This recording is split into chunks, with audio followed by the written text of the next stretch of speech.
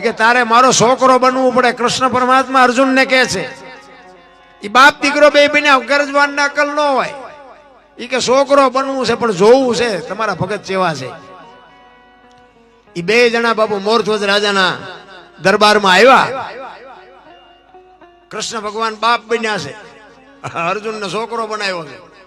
ગરજવાન ને અકલ હોય નહીં, જે કે એ બને. પછી એમ કે આવું નહોતું કરવાનું, કરી નાખે, પછી બધા હલવાય. અહીંયા આવી અને મોરધ્વજ રાજાને કહે છે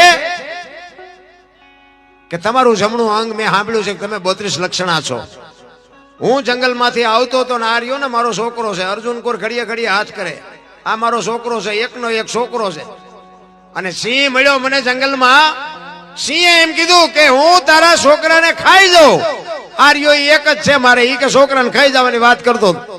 એટલે મેં વનરાજને કીધું કે ભાઈ મને ખાવું હોય તો ખાઈ જા, મારે આંધળાની આ એક લાકડી છે, મારો આ એક જ છોકરો છે, તું એને ન ખાઈશ. તો કે કાંઈ કરતા, તો કે તને છોડું ખરો, તારા છોકરાને છોડું, પણ 32 લક્ષણા પુરુષનું જમણું અંગ જો તું મને લાવીને આપ તો તને છોડું.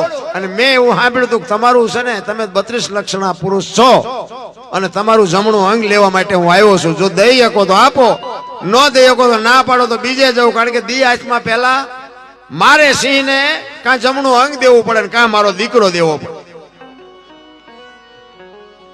મોરધ્વજ રાજા કે કાંઈ વાંધો નહીં, બેહો. દીકરો આવ્યો, મોરધ્વજ રાજાનો દીકરો આવ્યો. ઈ કહે છે કૃષ્ણને કે બાપુ હું એનો દીકરો છું, એનું અંગ નો કહેવાય કે તું એનું અંગ કહેવાય, પણ તું હજી લગ્ન નથી થયા, તું કુંવારું, તું નો હાલ. મોરધ્વજ રાજાના પત્ની આવ્યા. એ કે હું એનું અડધું અંગ છું, નો હાલું. તો કે તમે એનું અંગ છો પણ ડાબુ, મારે જમણું જોવે. પછી કૃષ્ણ પરમાત્મા સાધુના વેશમાં ખારા થયા. એ કે ઘડીક છોકરાને બોલાવે, ઘડીક બાયડીને બોલાવે, દેવું હોય ત્યાં હમણાં હાંજ પડશે, મારા છોકરાને ખાઈ જશે, આ મારો એકનો એક જ છે. એ કે કાંઈ વાંધો નહીં, તમને જમણું અંગ મળી જશે. પછી કહે છે કે તમારો દીકરો ને તમારી વહુ બે કરવત ખેંચે, બાજુ ઉપર બે આંખમાંથી આવડું ન આવવું જોઈએ તો લઈ જઈશ. એ કરવત મગાવે, બાજુ ઉપર રાણા એને બેહાડે, બા અને દીકરો બે કરવત ને ખેંચે અને ઘરાડ ઘરાડ ઘરાડ મીંડો હાલવા, લોહીની શેડું મંડી ઉડવા. પણ બાપુ અર્જુનના રૂવાડા મીંડા ધ્રુજવા. હો કરે તારી ભલી થાય તારી. અને આ કઈ નાની વાત